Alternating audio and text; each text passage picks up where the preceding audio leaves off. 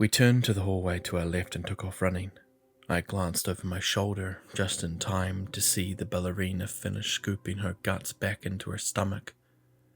In horror, I watched the long slit in her skin instantly seal back up.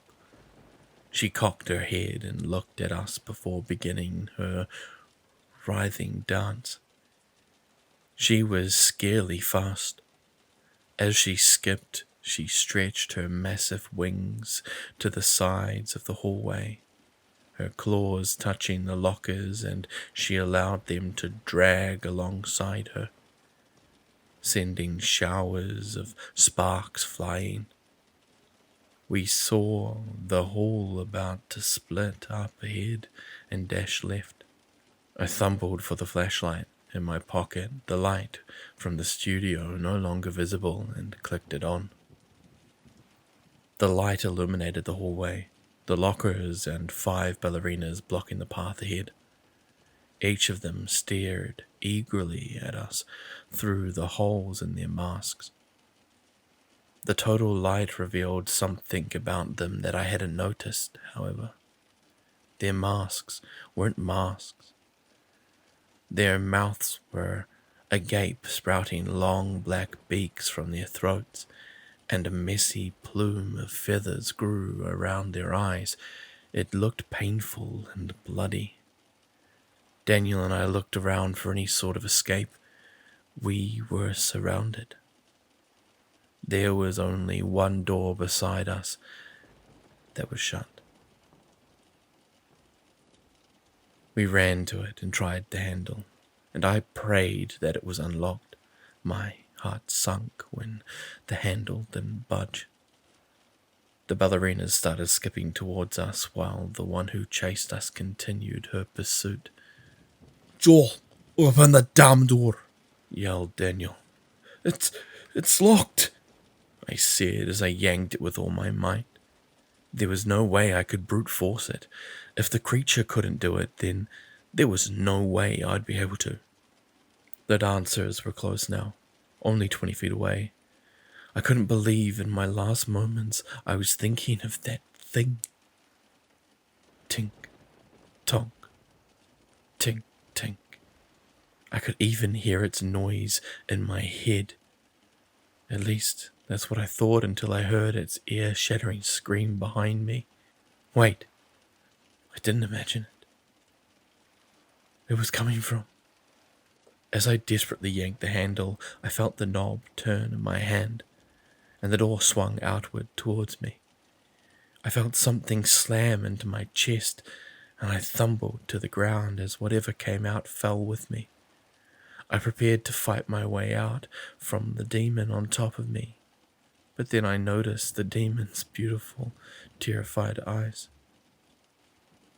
Bear? Ethan slammed into Daniel as he rushed out of the door. He wasted no time in grabbing the man and shoving him to the side of the doorway. Ethan stepped in front of him and stretched his arms out, preventing Daniel from moving. Bear and I took his cue, and holding each other rolled to our side and sat up against the wall. The ballerinas were on top of us now, but it didn't matter. The skin-wearing creature came barreling through the doorway, right past us, and bowled a massive group of them over. The ones that remained turned their eyes to the beast. "Let's go," Ethan yelled as he ran back through the door. Daniel followed as Bear and I scrambled to our feet. I was the last one through, and as I turned around to shut the door, I saw the creature downstairs lifting the dancers and viciously smashing them into the ground. They slashed back with their claws, cutting the fork skin loose and making it shriek in anger. I didn't need to see any more. I slammed the door and clicked the lock. The 4 of us gasped there in the darkness as my ever-slow brain caught up. I stood and turned to Bear and Ethan. What the hell are you guys doing here?" The 2 looked at each other as if trying to telepathically decide what to say. Ethan tried to take a shot at the question first, but all that came out was a nervous, "Hey man, Funny running into you like this. I was not amused. So much for staying if I asked you to, huh? Hey, to be fair, you never directly told me not to come. You didn't ask Bear at all. It was definitely implied. We weren't about to let you two come down here alone and get yourselves killed. Bear chimed in. That's exactly why the two of us came down here alone, so that no one else would get killed, I said, pointing to Daniel. Damn it, kids. What were you two thinking? What if you hadn't run into us? You would have been lost down here alone. He scowled. We left right after you two. We figured we would run into you pretty quick. I guess we were going at different paces, Ethan admitted. We're going back, I said. I'm not going to let you guys risk your lives down here with me. You don't get to make that choice. Bear snapped. We didn't get to make that for you when you decided to come down here. You think I was happy to just let you go? That's not the point, Bear. I came down here in the first place so I could get you all out. If you die, then all of this was for nothing. There are still 5 people waiting up there for us to find the exit and come back. You're going to need all the help you can get to find it. No, I'm not. The only reason Dan came was that he threatened to kill himself otherwise. Hey, Daniel shouted. Would you stop being so stubborn? No, because if I let you come and you die, I won't be able to live with myself. Well, if I let you go alone and you die, then I won't be able to live with myself. Do you see the problem? Joel, Ethan suddenly spoke up. I know seeing Andy stirred up a lot of emotions, but we aren't her. What happened to her wasn't your fault. This isn't just about Andy. Then what's it about? It's about all the... I caught myself.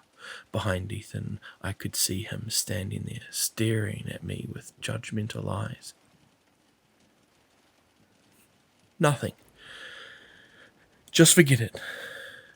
Daniel looked back down the hallway. Listen, we can discuss this when we find someplace safe. But we need to get out of this hell. There are probably a lot more of those girls around here. Joel was right about one thing, though. We're going back. What? Why? Ethan asked. The door to the stairs is locked. There's no way down. We can go back up and try to come back here another time. Maybe something will have opened it by then. That's not necessarily true. The way down part, Bear said. This floor isn't like the other ones. It's all just this school. Okay. That means there may be a key around here somewhere. If we find it, we can get the door open. That's actually not a bad idea. I'm sure there's got to be something. Maybe a master key. We all looked at one another, then began moving down the hall. It was funny how we had all become so close over the years we hardly needed words to communicate. Before we got too far down the door, I took a moment to rewind the flashlight. In a single file line, we quietly tiptoed up the halls, my heart pounding with every step. I had no idea where the ballerinas were. They were so silent, it wasn't like I would be able to hear them if they were in front of us. Each step was a gamble, and each flashlight flicker was like winding a jack-in-the-box. We turned down the hallway and spotted a glow coming from the window a ways down. As we moved closer, the sight became familiar. They were the windows that peered into the school offices. I flicked the flashlight down the hallway to make sure no ballerinas would see us attempting to run into the room. When I did, I noticed something below one of the windows on the wall. A smiley face was sprayed on in the same green spray paint that had originally warned us of danger. I approached the offices after finding no threat down the halls and peered in the window. They looked like they had been covered with paper that had been mostly torn off. Beyond there was only one light illuminating the central part of the office, with several dark rooms attached. There didn't appear to be anything inside, however.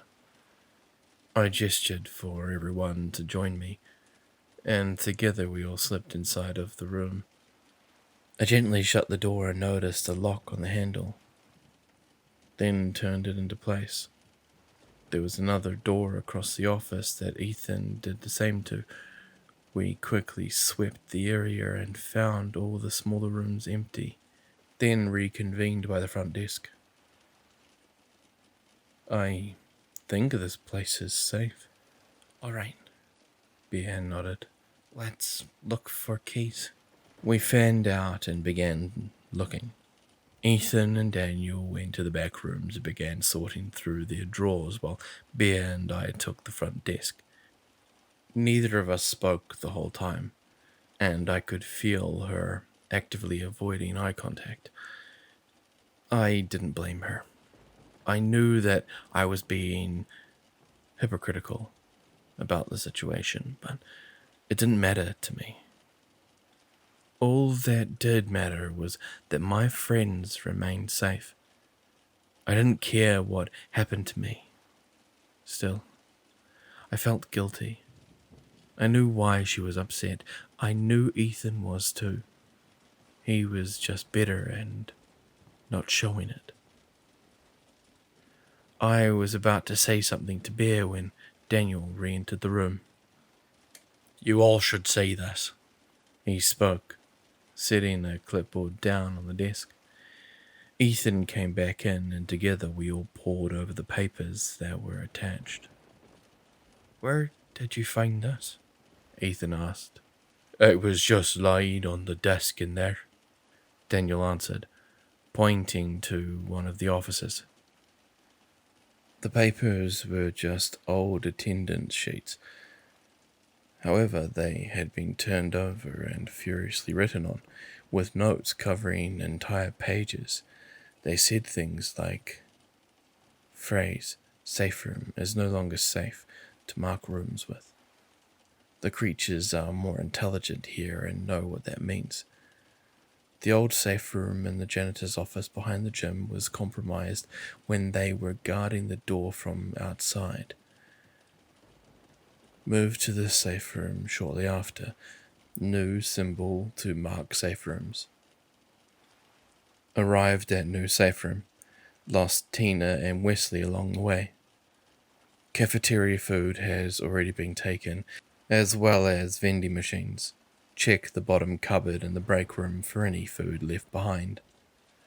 Daniel left as we read and came back a couple of minutes later with a few bags of chips in his hands, as well as 3 water bottles.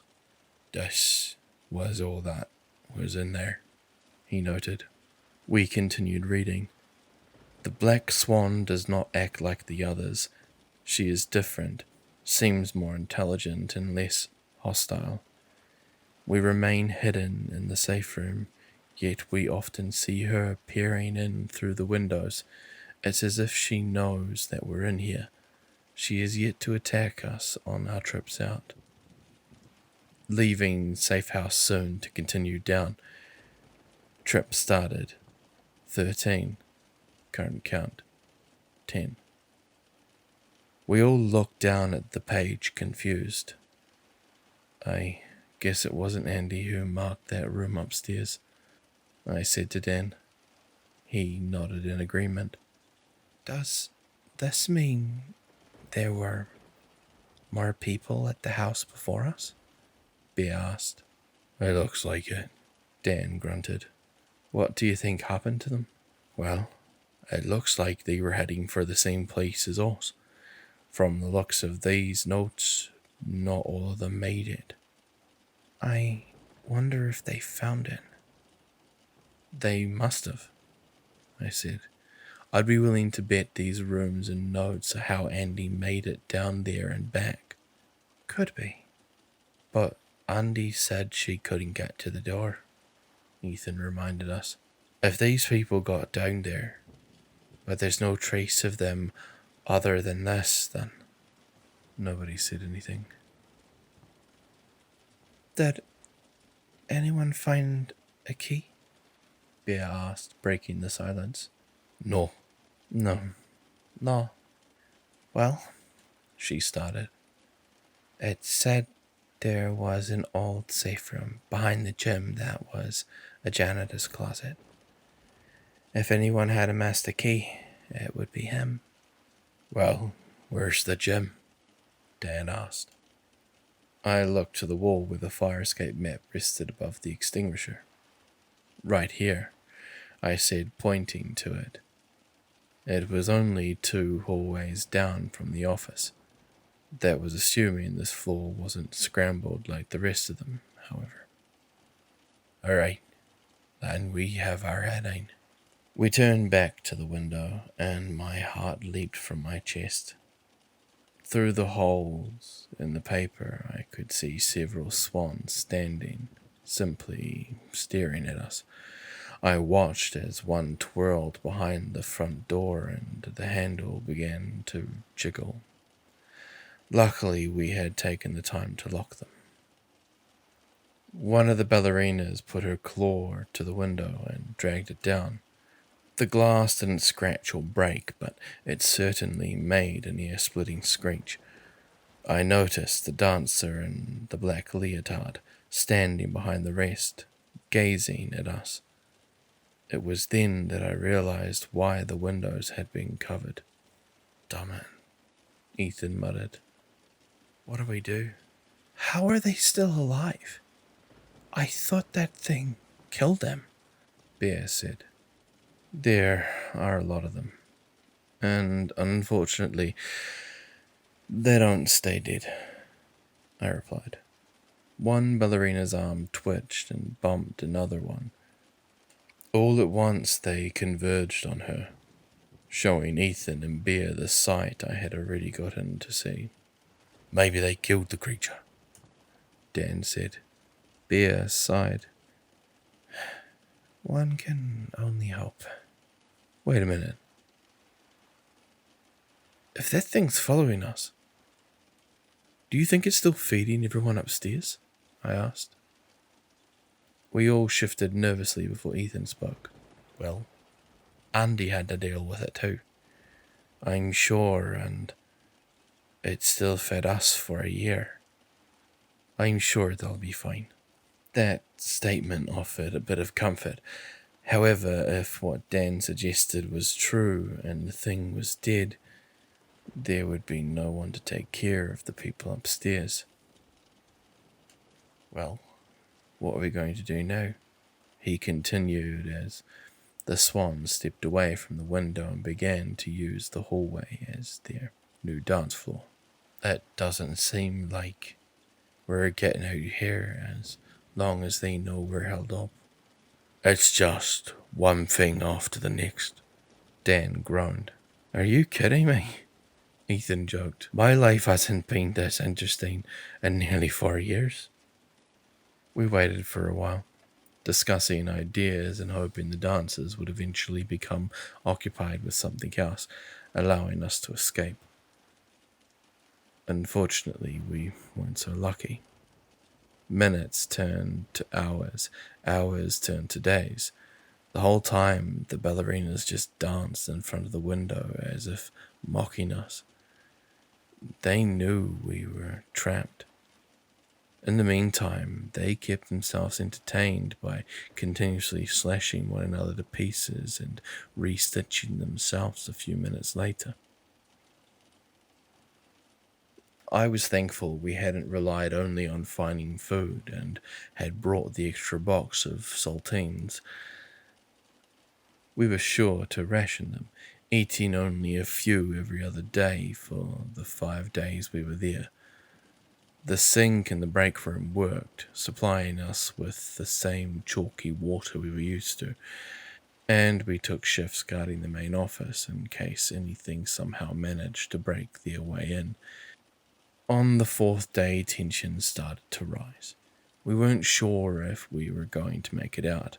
Bear still seemed like she was avoiding me. However, it no longer seemed like anger.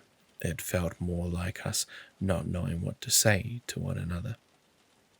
Ethan just told me to give it time and that she would come around.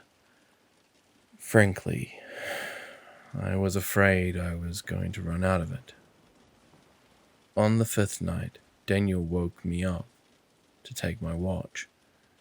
I stepped out of the break room and into the main office, where I sat down on a computer chair behind the desk.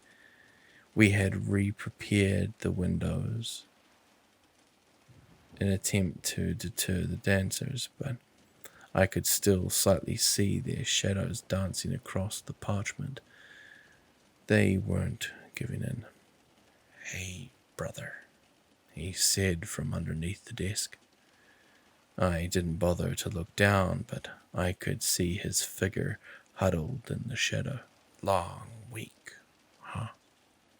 "It's gonna be if we're stuck here any longer." I wouldn't worry about that too much. That girl of yours took a year to find the exit. I'm sure she spent a lot of time just waiting."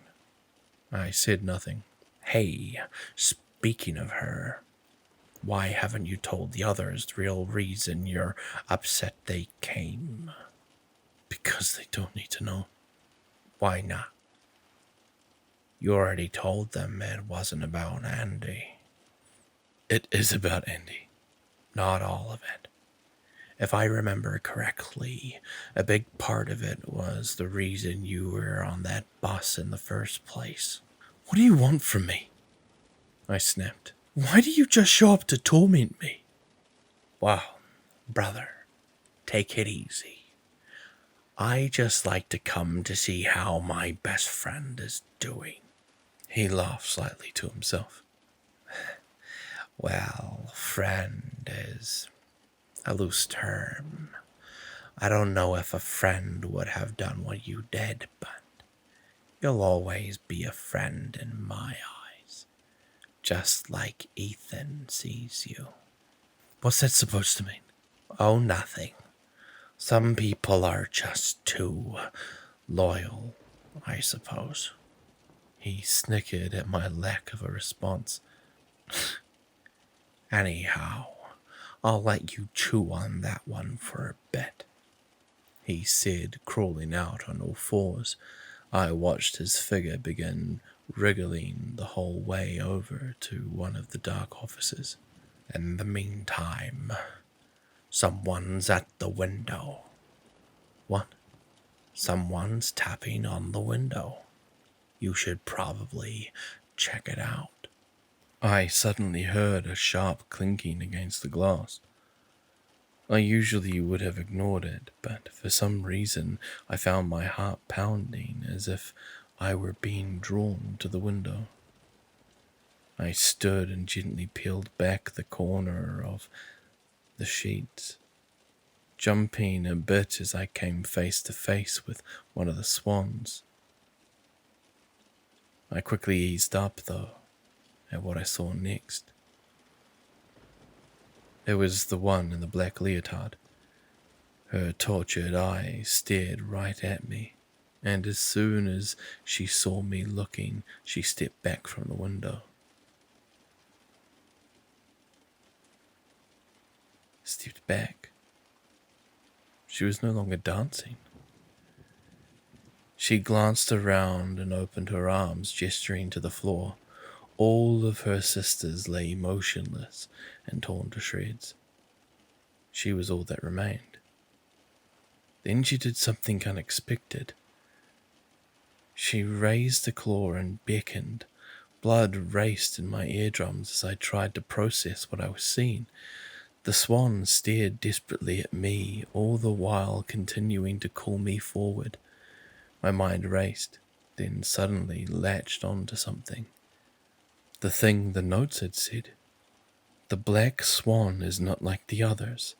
She has yet to attack us. I looked at the door handle and quickly made a decision. I knew if what I was thinking was true, I wouldn't have much time to test the theory. I quietly turned the lock and swung open the door. My boots splashed into the mess of ballerina blood that waited outside. And with my heart racing, I stood completely still and stared at the woman before me. She stopped beckoning and did the same. Slowly, my fear began to diminish as the swan did nothing but stare. And she didn't dance. I felt a strange sense of empathy wash over me. The thing before me may have looked as monstrous as the others, but she looked scared. Human almost. Something inside me felt like it. You're not gonna hurt us, are you? She shook her head. It was small, but it was all I needed. I burst back into the office and went straight into the break room. Everyone wake up now. We've got to go. Huh? Daniel said, sitting up. What's going on? Worry, there's no time for questions. Let's go. The three of them listened and quickly scooped up whatever belongings they had and shoved them into their bags.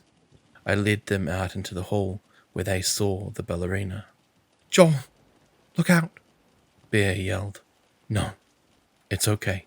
She's not like them. How do you know? Look, we don't have long before these ones get back up. And we don't have any other option. I'll take my chances. Her, Daniel, and Ethan all hesitated.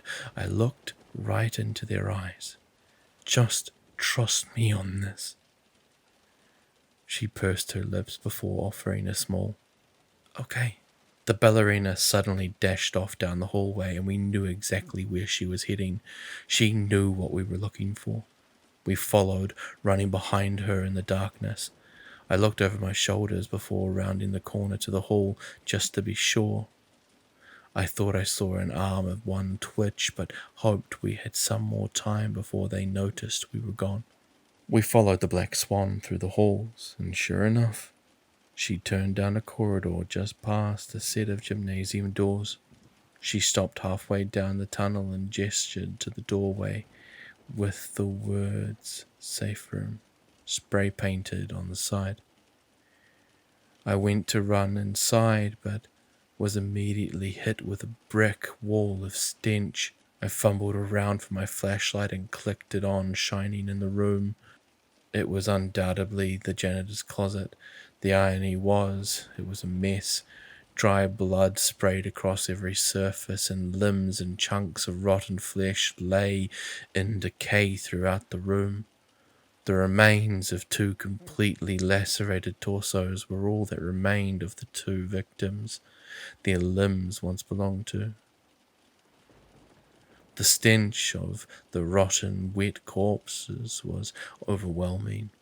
The rest of the room was fairly large, with lots of shelves and space for tools and equipment. Items were strewn about and covered in dust. Water tricked from a pipe and immediately formed a puddle that swirled down a drain in the floor. Across the way above the desk in the corner, a pegboard hung on the wall. A set of keys dangled from one of the hooks. I pulled my coat over my face and ran into the room, heading for the keys. I pulled them off and turned around to see Ethan had followed me. He was over by the shelf of tools, grabbing a hammer. He saw me looking and mimicked a swing as if to show me his intentions. I nodded, and together we exited the room. The black swan was already halfway down the hallway, waiting for us to follow once again. We rushed after her, keys jingling in my pocket, but as the dancer entered back into the main corridor, she was suddenly brought to the ground. I watched as other ballerinas stomped on top of her with her toes, stabbing them into her neck and back. The black swan stopped moving. Come on, this way. I heard Dan yell from behind me. I turned around and saw Dan a distance down the hallway, opening another set of doors that led into the gym. We all followed as 3 other ballerinas plowed past the first and began leaping towards us. The gym was massive and dark. As I shone my light across the room, I could see the rest of the dancers entering the main door. We were surrounded in an open area. The bleachers! Bear yelled, pointing to the wall across from us. They were folded up, creating the perfect platform for us to scale. What we would do from there was a mystery, but it was better than the current alternative. We slammed into the bleachers and began to climb the recessed steps like a ladder. The ballerinas were already halfway across the court by the time Bear and Dan made it up. I made it up next and turned around, holding my hand out to Ethan. He took it and I yanked him to safety just as a swan below swiped for his leg. I felt the air of the attack from all the way atop the bleachers. We stood above the gym floor looking down at the harpies as they stared up at us. One of them began to scale the side of the platform, but as soon as its head peeked over the landing, Daniel kicked it hard with the butt of his boot. Another tried the same, but this time Ethan slammed the hammer he had just grabbed hard into the thing's head. The woman went limp and fell to the ground, where the other dancers quickly trampled her. Ethan looked sick at what he had just done, but I could see him attempting to shake it off. Watching the others carelessly kill their own gave me an idea. However, I sat down and tore off my boot. Ethan, let me see that hammer. Ethan passed the tool to me without question, and I began to tie my shoelaces to the end of it. What are you doing, kid? Daniel yelled. Pay attention. When my invention was done, I stepped to the edge of the bleachers. I prayed it was long enough. The swans began eagerly dancing ballets that involved sweeping at me with their talons.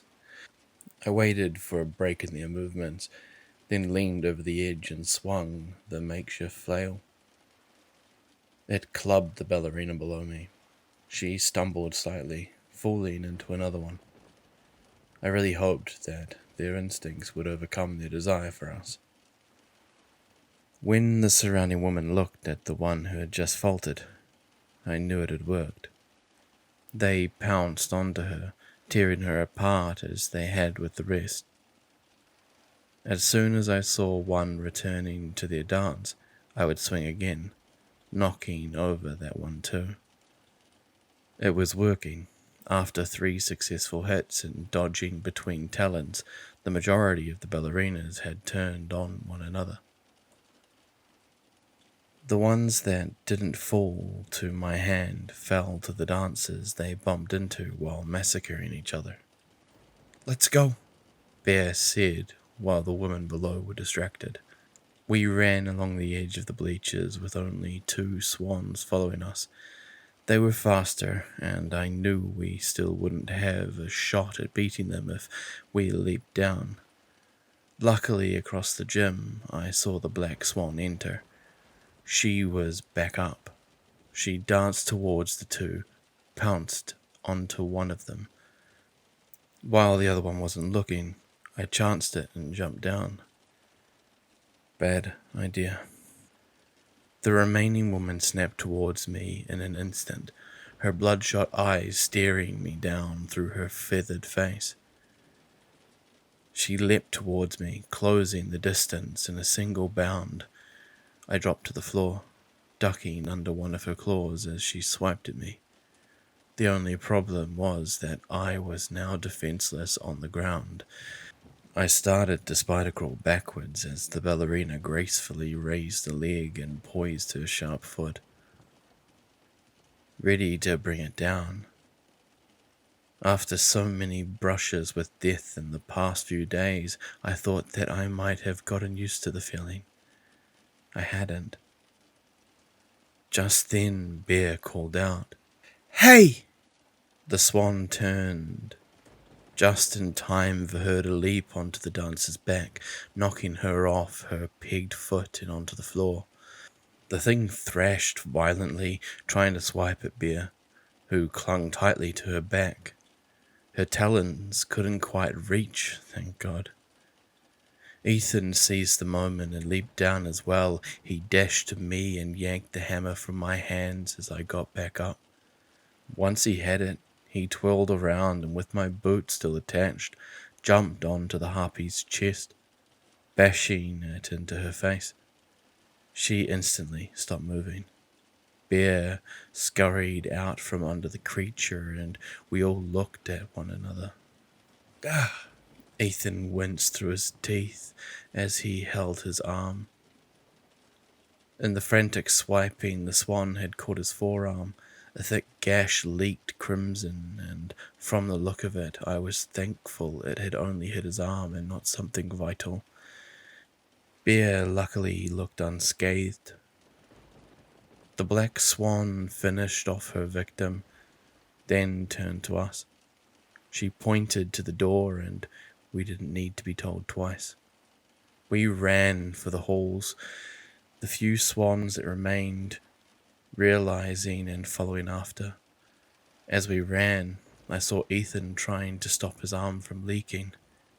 Hang on, man. We're almost there, I told him. We made a few turns, then ran down a hallway that led to a familiar place, the main corridor. We bolted past the lockers and into the dance studio. I quickly shut the double doors to the main entrance and pulled the keys from my pocket. There were so many. I began thumbling through them, trying desperately to find the right one. Through the windows on the doors, I could see the dancers rounding into the corridor. Key after key, I jammed them into the lock as they closed the gap. The thought crossed my mind that we weren't even sure this would work. Joel! Daniel cried as I slotted in another. I could see out of my peripheral that they were only 5 feet away now. Click. The locks turned sharply as I jumped back from the door, preparing for the worst. The dancers pelted the surface like thick balls of hail and angrily clawed at the glass. I panted on the floor as I stared, my hands trembling. The dancers raced down the hallway, and I hopped to my feet, running to lock the 2 remaining doors. Not even a minute later, I saw them appear in those windows as well. We all just stared at one another in amazement, the black swans included. We couldn't believe we had made it. Without a word, I walked to the stairway door and clicked the key inside. It turned effortlessly. Ethan and Bear entered the dark chute, and Daniel began tending to Ethan's wound. I turned back to the ballerina. Thank you. She just stared at me. Her eyes weren't bloodshot like the rest of the dancers. They were gentle green eyes, full of pain and sadness. I could see them welling with tears. You're not one of them, are you? I asked. She gently shook her head. I wanted to know what that meant, but I knew she couldn't answer. Come with us. She shook her head again. She went to step through the staircase door, and I watched as the floor around her other foot seemed to rise up around it, locking her in place. Why does that? I questioned, looking up at her. She simply stared at me with unknowing eyes. I looked to the other ballerinas outside. They won't be able to hurt you as long as the doors are locked. You'll be safe here. She nodded. Here, I said, crossing the main door. I removed the keys and placed them into the lock, but didn't turn it. If anyone else ever comes by, you should be able to turn it and unlock this, even with your talents. She looked at me and softly bowed in understanding. I could now see complete tears falling from her face. I couldn't help but see Andy, trapped and only wanting an escape. I'm so sorry that you're stuck here. She shook her head no, then bent down to the dried blood on the floor. Slowly she carved out a word. Deserved. I didn't understand, but I nodded anyway. We'll probably be back through here again soon. There's more of us. Maybe we can find a way to. She held up a talon to me and very gently rested it on my head. I had one last thing I needed to say to her. There were others like us, specifically a girl. She had long black hair and light blue eyes. Did she come through here? The swan paused for a moment, thinking before nodding. My throat tightened. When she came back up to us, she was all cut up. Did they do that? I asked, pointing to the ballerinas beyond the glass. The woman's eyes suddenly looked confused and concerned. She returned to the dry blood and wrote something again, longer this time. Never came back. A deep feeling of dread formed in my stomach. Did she mean Andy? Joel, Daniel called out. we should go. He said, holding up the bloody cloth he was holding to Ethan's arm. Oh shit, Ethan. I rushed over to the stairs, and the swan followed. As I stepped through, I saw the light behind me suddenly growing dim. I turned back to see the woman gently closing it behind us. I met her eyes one last time before the door shut, and then we were all four left alone in the darkness.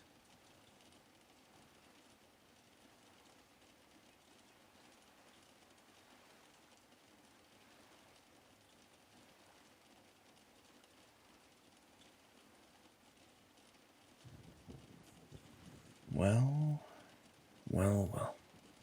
Hello everybody, Grim here.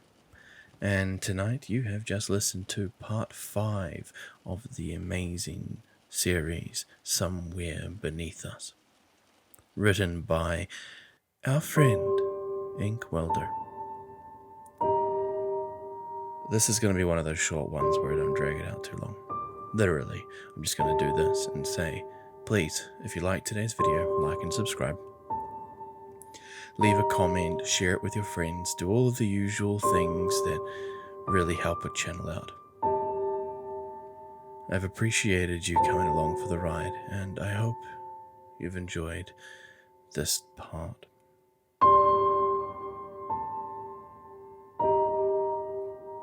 Anyway, I kind of got lost with what I was going to say. So, as always, be safe wherever you are. Have an amazing night or day. And I have been Grim. And I'm now, well, signing off.